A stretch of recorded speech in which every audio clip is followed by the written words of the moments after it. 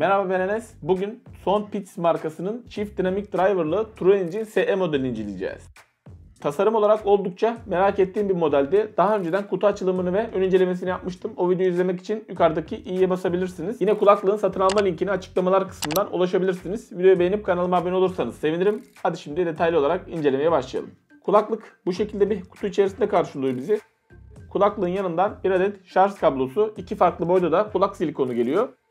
Tasarım olarak çift dinamik driver'lı olduğu için biraz iri yapıda. Yani kulakta çok kibar durduğunu söyleyemem. Hatta bir arkadaş bu kulaklıkları takınca Frankenstein'a benzetmişti. Yani o kadar olmasa da bir Tronsmart Supunki kadar kibar da değil kulaklık. Yani kulakta bir miktar kaba duruyor. Kulaklığın yanında gelen silikonları ben beğenmedim. Yalıtım olarak çok iyi değiller ve belli bir süre kullandıktan sonra da kulakta hafiften bir gevşeme yapıyorlar. Özellikle mesela FE7 modelinin silikonlarını ben çok başarılı buluyordum. Onun silikonlarını taktığımda gayet iyi oldu. Silikonlarının yalıtımın az olmasının sebebi de boylarının biraz kısa olması.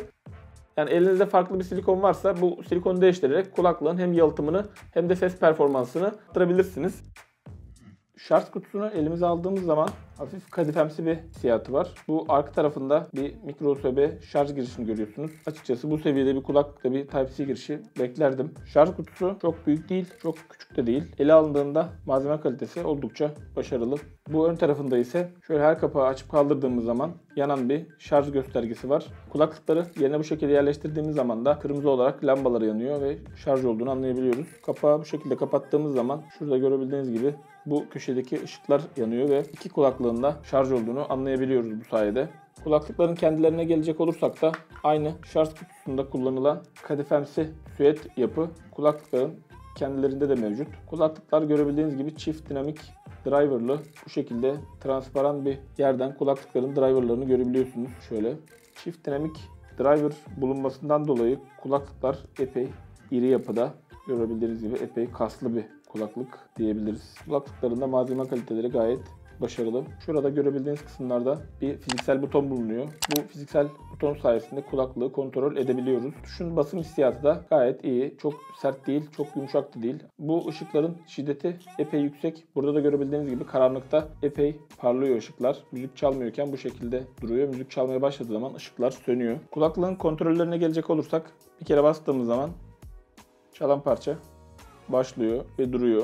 İki kere sağ kulakla bastığımız zaman ses seviyesi artıyor. İki kere sol kulakla bastığımız zaman ise ses seviyesi azalıyor. 2-3 saniye basılı tuttuğumuz zaman ise bir sonraki şarkıya geçiyor. Yine diğer kulakla 2-3 saniye basılı tuttuğumuz zaman görebildiğiniz gibi önceki şarkıya geçiyor. Kulaklıklara ikisine de 3 kere bastığınız zaman görebildiğiniz gibi akıllı asistan devreye giriyor. Yani kulaklık kontrol açısından oldukça başarılı. Kulaklığı telefonumuz ile eşleştirebilmek için kulaklıkları yerinden alıyoruz. Görebildiğiniz gibi direkt Bluetooth'tan TrueEngine SE olarak gördü. Yani kulaklıklarda sağ üzerinden haberleşme yok. İki kulaklık da ayrı olarak haberleşebiliyor. Yani ister sola alıp ister sağa alıp kulaklığı o şekilde kullanabiliyoruz. Kulaklık açıldığı zaman, kapandığı zaman ve eşleştiği zaman bunu İngilizce olarak bize bildiriyor. Evet, görebildiğiniz gibi de kulaklık kulakta bu şekilde duruyor. Bir miktar dışarıya doğru bu şekilde bir Frankenstein moduna geçiyorsunuz bir miktar. Kulaklık telefonunuzla bağlandığı zaman ve müzik çalmadığı zaman bu şekilde görebildiğiniz gibi ışıkları yanıyor. Işıkları da oldukça şiddetli. Şimdi mesela buradan tekrar müzik çalmaya başladım. Gördüğünüz gibi durdu ışıklar. Müziği durdurdum. Işıklar yandı. Işıkların şöyle de bir kötü özelliği bulunuyor. Kulaklık ile telefon görüşmesi yaptığınız zaman da şu an bir görüşme yapıyorum. Görebildiğiniz gibi ışıklar yanıp sönüyor. Yani telefon görüşmesi yaparken bir nevi uçak moduna geçiyorsunuz. Maalesef bu özellik de kapatılmıyor. Kulaklığın kısaca bir teknik özelliklerine bakacak olursak Qualcomm'un 3020 çipi kullanılıyor. Yeni nesil bir çip. Bluetooth 5.0 destekliyor. aptX ve AEC olarak iki farklı kodeyi de destekliyor. CVC8 olarak bir gürültü engelleme özelliği bulunuyor kulaklıkta. Kulaklıkların teki 50 mAh, şarj kutusu ise 500 mAh. Şarj kutusu kulaklıkları 3,5 kere doldurabiliyor. Çift olarak kulaklıkları kullandığınız zaman 6 saat boyunca kulaklıkları kullanabiliyorsunuz. Benim yaptığım testte de 5 saat civarında bir performans aldım. Şarj kutusuyla beraber de 27 saatlik bir kullanım imkanı var. Su geçirmezlik olarak IPX5 sertifikası bulunuyor. Bu sayede su sıçramalarına karşı ve tere karşı dayanıklı Evet, kısaca teknik özellikleri bu şekildeydi. Dediğim gibi kulaklığın kendi silikonları çok fazla yalıtımlı değil ve kulaktaki o sağlamlık hissi olarak da kendi silikonlarını kullandığınız zaman çok fazla bir güven vermiyor. Yine biz bir düşme testimizi yapalım. Gördüğünüz gibi yine de güven vermese de kulakta gayet iyi bir şekilde duruyor. Yani kulak silikonlarını değiştirirseniz bu yalıtım bir miktar daha artabilir. Şimdi bu yakamdaki mikrofondan kulaklığın ses yalıtımı nasıl ona bakalım. Buradan bir müzik açıyorum. Son ses.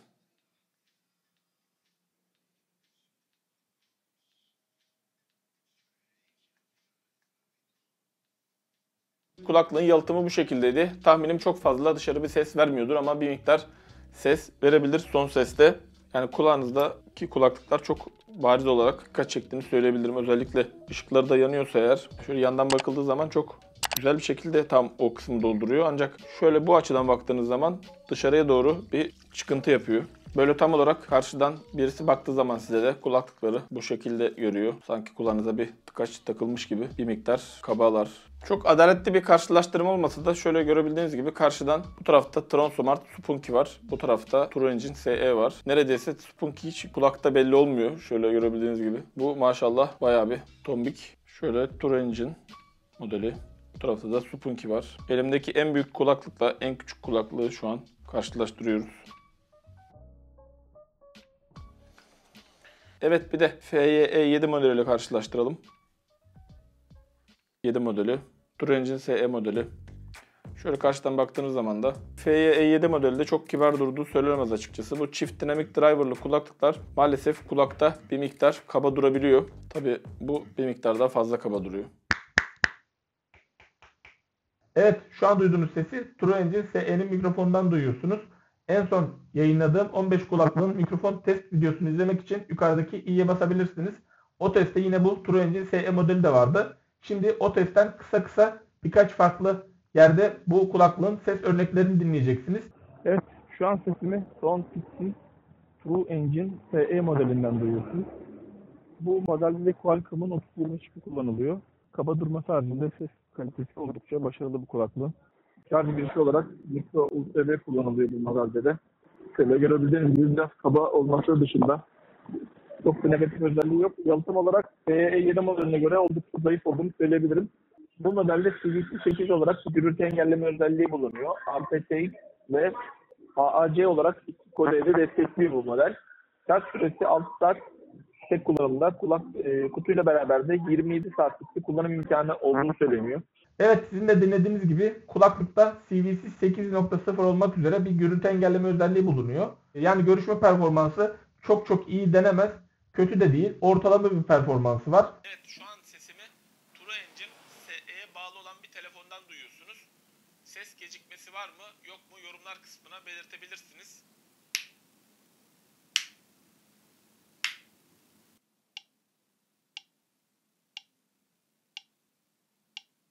Sizin de görebildiğiniz gibi videoyu izlerken herhangi bir gecikme söz konusu değil. Bluetooth 5.0 olmasından dolayı. Ama PUBG tarzı oyun oynarken bir miktar bir gecikme mutlaka bu kulaklıkta da olacaktır.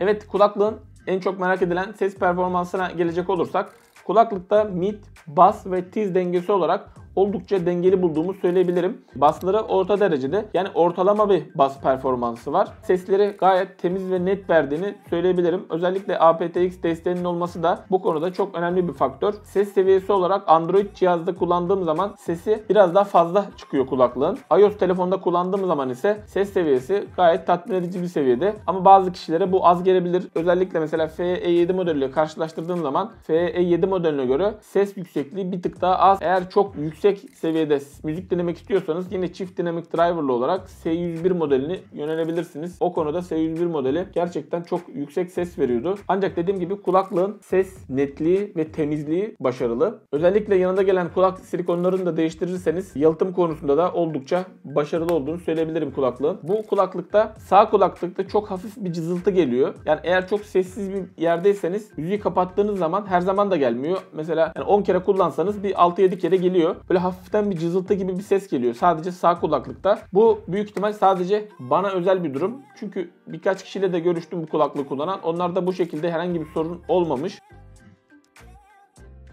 Kulaklığın fiyatına gelecek olursak da 250 TL ile 270 TL arasında değişiyor. Genel olarak bakıldığında malzeme kalitesi ve ses performansı düşünüldüğünde fiyatına göre oldukça başarılı bulduğumu söyleyebilirim kulaklığın.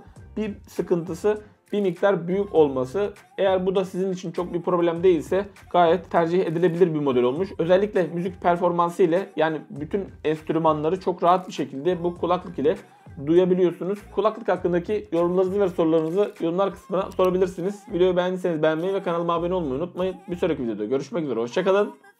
Kendinize iyi bakın.